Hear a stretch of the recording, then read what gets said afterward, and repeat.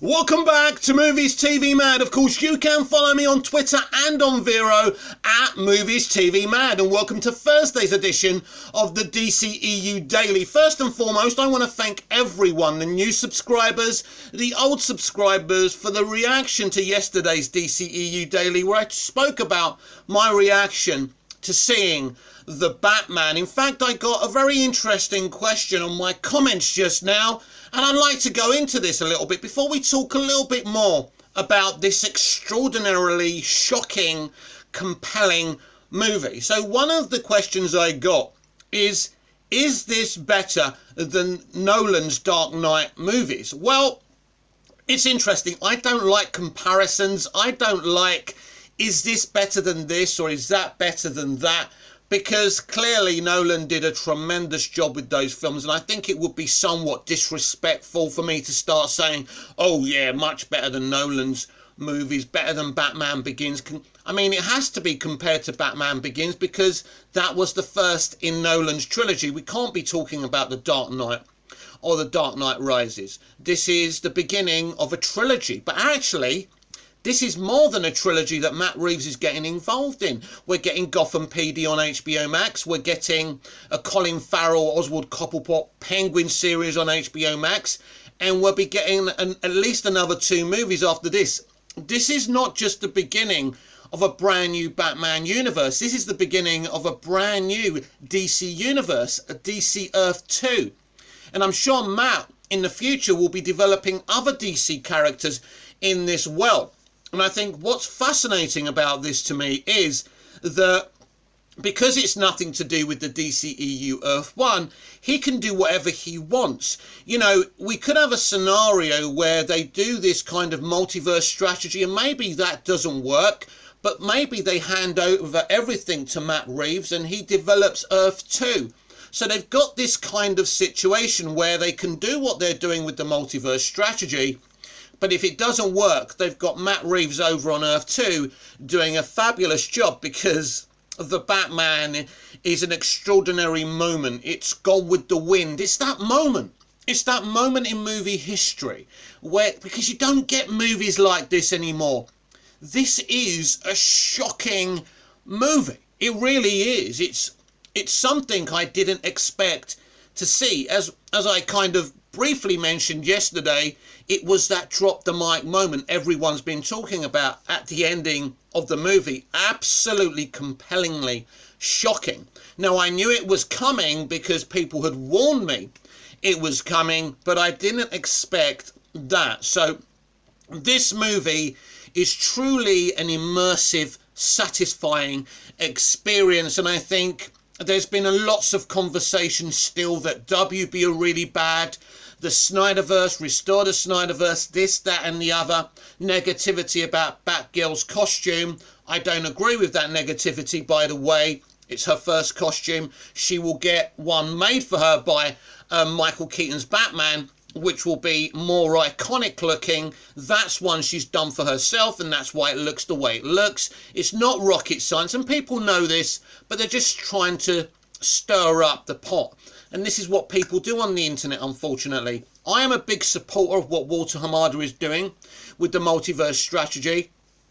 But the Batman is something in comic book movies that I've never seen before. I discussed this yesterday where we're looking at a great comic book movie, but a great movie in its own right, like Todd Phillips and Joaquin Phoenix's Joker movie, which we're going to hopefully get more of as well. And this is what a multiverse strategy can do. You can have the Joker universe, you can have Matt Reeves' Earth 2 universe, and you can have the multiverse strategy. Very, very exciting. There's not a project that's being announced that I'm not excited about. So this is the beginning of a brave new world. But Matt Reeves, the Batman, is something kind of unique and extraordinary in the sense of what it is and what it does. I mean, we all knew Matt Reeves was a very talented storyteller, writer, director, but this film is on another level. Now, you may have heard of Soups, and now Soups is one of those big shill fests. That's why he's become so successful. That's why you get people like The Rock quote tweeting him, because he's a shiller of the entertainment industry. That's not me. If you're new to this channel, you know I speak directly.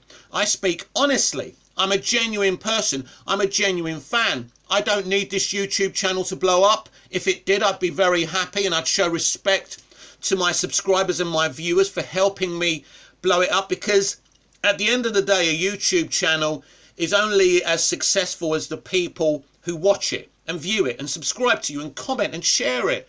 And if I was not to show respect to you people by lying to you and not being genuine, I'm just a genuine fan. I eat, breathe and crap this stuff. I love DC.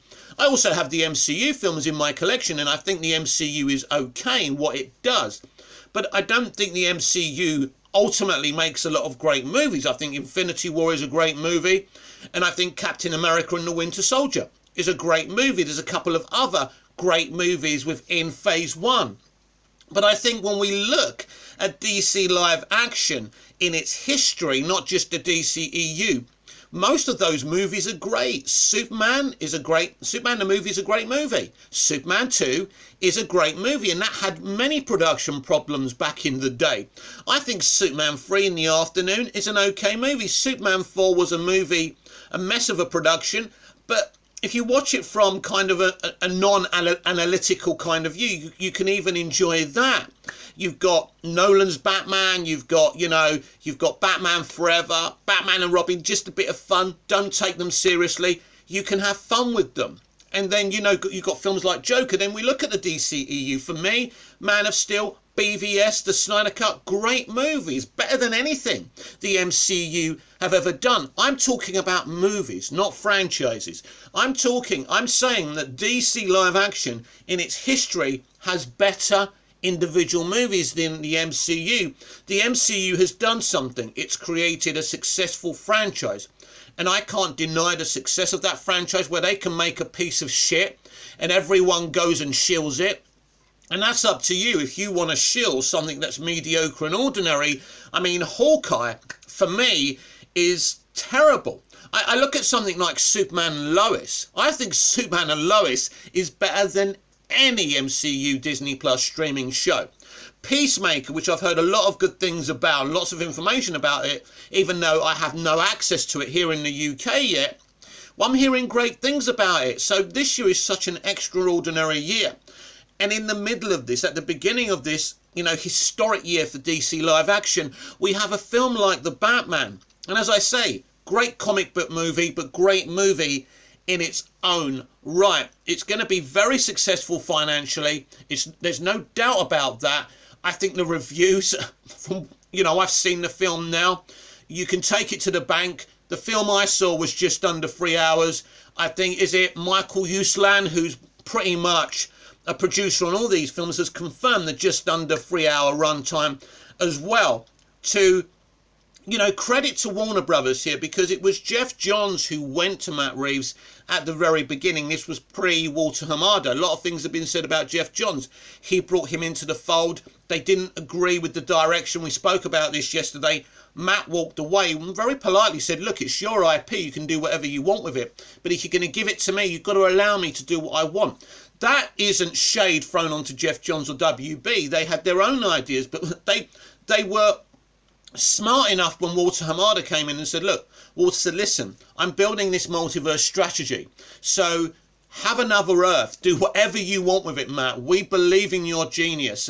And I love Matt because he's such a soft-spoken, unproblematic character who, again, just is obsessed with Batman, who is obsessed with DC. And these are the type of filmmakers I'm very excited about. Andy Muschietti, who's directing the Flash movie, he's always been a big DC fan. You can see Easter eggs in his previous movies, like his It movies as well, for proof. So that's exciting as well. And I will be talking about the Flash movie at the end of this video. So I just think when you do consume the Batman, you will be totally shocked and you'll want to see it again and again. And I'll tell you why you're going to want to see the Batman again and again. And it's for one reason, because you're going to have to try and put the puzzle pieces together. It's a to be continued situation. I don't think that's a big spoiler. And, you know, there's interesting elements to Gotham PD, which I can't remember again. That's more of a year one story, if I remember rightly. And I think the Penguin thing, I don't know if that's a prequel as well. So you'll be putting the pieces together from the Batman on these two HBO Max shows. So this is more than a Batman trilogy. And I want to kind of inform you all of this. This is not like Christopher Nolan doing a free and done set of movies. This is not just about a trilogy, because I hear the word trilogy a lot. He's going to do his HBO Max stuff. He's going to at least do 2 other movies, but this is going to run and run. And then maybe then he can focus on other DC characters on this Earth too, that he has total creative freedom on. This is very, very exciting that you can have the DCEU Earth 1. You can have these different visions, for example, after Flashpoint, having a Robin with Michael Keaton. These are exciting things. What's not to like? And I know some people are so overly focused on restoring the Snyderverse that they're robbing themselves of this opportunity of embracing this stuff. Maybe those people aren't hardcore DC fans, they're more hardcore Snyder fans, and good luck to them. I love what Zack did, absolutely, but I'm not a hardcore Snyder fan, I'm a hardcore DC fan. I want this. So I think, in terms of another question that I've already been asked, can DC rival Marvel? I think they can, because what they can do here is make individual great movies that interconnect. So in the central multiverse universe that Walter Hamada's been working on since 2018, I think there's going to be a connective tissue, but it's not just about the DCEU Earth 1. The multiverse will be the franchise. Now, from what we know at this moment, Matt Reeves' Earth 2 won't have much connection with this multiverse strategy, but I think eventually that could happen. And I don't think Matt's against that, because I think Matt's a fan of DC. And I think as long as he's allowed to set up his Earth 2 and allowed to do whatever he wants. But this is a film, The Batman, really, that is shocking and compelling. And you are going to be shocked with what he does with these characters. This is a story of Batman being the greatest detective, and Matt's spoken about this before. We've seen Batman and Bruce Wayne being fleetingly a detective in other live-action versions of Batman, but nothing like this. That's what this film is focused on, and Matt Reeves has spoken so much about this. And I'm going to try now and look for some stuff Matt Reeves has said about this film very, very shortly, so we can read that out together. But you will be shocked by this film, you will be compelled, you will be pleased by the character development, the performances. I certainly think this could be the first comic book movie to win a Best Picture Oscar. Definitely for its director, writer-director, and I think Rob Pattinson definitely could be looking at a Best Actor nod as well. But we've spoken about these situations before, and sometimes it just doesn't happen. But I think this is a huge movie for Warner Brothers, and they should pat themselves on the back for this, because no matter what you say about Warner Brothers, they're the ones who made the decision to talk to Reeves, and when he walked away, they brought him back. They could have let him go. So, you know, Warner Brothers have done a good thing now. And what happened with Snyder, with MOS and, you know, Justice League and BVS, that was when somebody else was in charge of Warner Brothers. It was, you know, it was a prior kind of leadership. And I know that Toby Emmerich is still there, but nobody else really is. Jeff Johns isn't running things anymore. He does Stargirl. He's not really involved. I'm sure behind the scenes he's a little bit involved, but there's different people leading this. I think Ann Sarnoff and Walter Hamada and Jim Lee are doing a tremendous job, and I think what you're going to see here is an interconnected multiverse. But over on Earth 2 with Matt Reeves, you're going to see, you know, a self-contained universe with potential crossovers and appearances in the DCEU multiverse strategy, maybe in the future. But right now Matt is setting these things up. So we've got the Batman, Gotham PD, and we've got the Penguin show on HBO Max as well.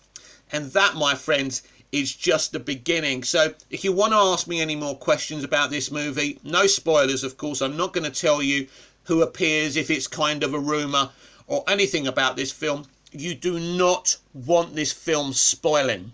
but you will be emotionally drained when you come out of this movie. I can assure you of that. What everyone involved in the Batman mentions about director Matt Reeves is his specificity. So he's very specific. There were times when I thought maybe we don't need that comma there, says Jeffrey Wright, who plays the incorruptible Gotham cop, Lieutenant James Gordon, and he's like, wait a minute, that comma relates to a comma in the next scene. If you take that one out, then it changes the value of the next one. It's a really tightly woven script. Now really, this is a situation where you look how hands-on Matt Reeves is with this film. He's written and directed it. I love these kind of creatives who have created something, not just directing it, but they're writing it. And Matt is specific about these things because it's his baby and it's his vision, and quite right too. Speaking to Wright a few months before the film's release, I assumed he was kidding about the comma, trying to make a point about Reeves' exactitude within giving away any plot points of the most anticipated movie of 2022. So I asked Reeves. I'm sure that is true, he says, adding, hearing that makes me feel somewhat bad. We're speaking over Zoom and his hair and moustache make him look a little like a cross between Ethan Hawke and the version of Jim Gordon played by Gary Oldman in Christopher Nolan's Batman films.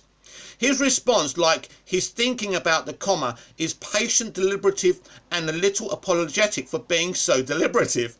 The first thing that I'm doing when I'm working is I'm trying to internalize everything, because if I have it internalized, then my compass is functional, Reeves explains. So I'm trying to feel what it would be like for everybody, but I am not the actor that any of these people are. I'm just an actor on paper in my head and in a vision, and I have an instinct about what the emotional path is.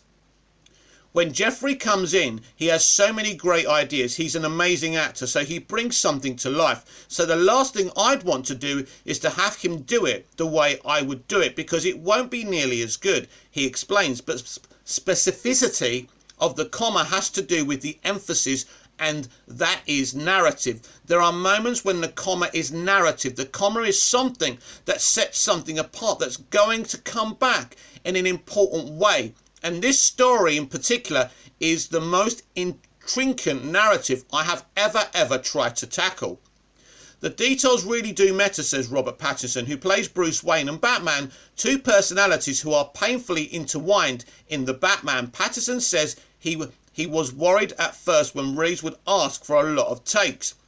You first thought is oh my god, I'm absolutely terrible, he laughs with the trademark self-deprecation. But when Reeves would show him the playback of the scenes, which Reeves likes to do, he began to see the same make or break nuances the director did. For example, the mask, the Batman. Cinematographer Greg Fraser, who also shot Rogue One, a Star Wars story, told Pattinson early on, the two most difficult things to light are Darth Vader's helmet and the cowl. There's a whole different language, body language, you have to learn to make it do what you want it to do, says Pattinson. If you look too much into the light, it looks completely ridiculous and you're wearing a Halloween costume. But if you're like 2 millimeters down, it's like, oh, that's completely totemic, and like it looks exactly how it's supposed to look. But to learn how to feel that and learn how to react to how the light hits, it takes forever. Every millimeter matters. There was a scene where Selena, was coming out of a club and I'm upset, recalls Zoe Kravitz, who plays Selena Kyle, aka Catwoman, and he said, you know, you walk out and you're upset and your mouth is kind of open because you're breathing, because you're emotional, and then you're closing your mouth. But we're just kind of getting rid of the emotion just slightly, so try to just keep your mouth relaxed the same way. But then I watched back and I could see the difference and I was like, you are a freak, and I love it. Besides directing the Batman, Reeves co-wrote the script with Peter Craig every day, night and day. He eats, drinks and sleeps Batman and all the characters in his mythology, says Colin Farrell, who plays Oz, aka the Penguin. He's no doubt hunched over a monitor as we speak. It's still finishing, putting the final touches together. Matt is the most specific person and director I've ever worked with, adds Kravitz, and I really think it's one of his biggest strengths. I think sometimes he beats himself up about it because he can probably drive himself almost crazy sometimes, but his specificity is really be beautiful, especially in a film like this, where it can be so easy to just focus on the big action sequences or the explosions, and he will pay attention to the way you put down a cut. A puzzle is its pieces, a mystery is its clues. The Batman is assembled and informed by Reeves' reverence for films released in his 1970s childhood. Conspiratorial thrillers including Clue, Chinatown and All the President's Men. Now that's something very important to understand about this film. It is a conspiracy story. You cannot trust any character, and I mean any character, in this movie. In the 1950s, Reeves' dad got a Super 8 camera. His sister, 13 years old, married a New York detective, and together they had a huge family. And Reeves' dad shot their home movies. Eventually, he gave the camera to his father-in-law, Reeves' grandfather. If that sounds overly complicated, just remember detective and camera. Wow, and this is just really a kind of history into Matt Reeves' life, which we won't go into. But I wanted to read that out to you, and you should really follow at Batman News because they're doing a great detailed coverage of everything Reeves is saying about the movie, and I could be here all day reading out what Reeves has been saying, because every note, every syllable this guy says matters. But basically the most important thing is for everyone who's interested in this film is to consume it on release. You do not want any spoilers about this movie. DC is launching a 3-issue-long monthly prelude to the Flash movie titled The Flash, The Fastest Man Alive by Kenny Porter and Ricardo Lopez Ortiz. Wow, this is interesting. And yes, it's very, very interesting. And I want to thank one of my favourite subscribers, Ronnie Dodge, for putting me onto this. This is really exciting. So this is the press release. It's really in small letters, so you're going to have to be patient with me. Basically, the 3-issue monthly series races to comic book shops April 26, 2022. Series available as a collected paperback October 2022. First ever The Flash feature film hits theatres November 2022. This April, writer Kenny Porter and artist Ricardo Lopez Ortiz combine the words of movies and comic books in The Flash, The Fastest Man Alive, a 3-issue monthly series that leads up to The Flash, the hotly anticipated action-adventure from Warner Brothers Pictures. In The Flash, The Fastest Man Alive, Barry Allen's world-saving adventure with the Justice League has driven Central City's favourite son to become a truly skilled and inspirational superhero. Now, this is very interesting, and I don't want to lose my place here because we'll be forever.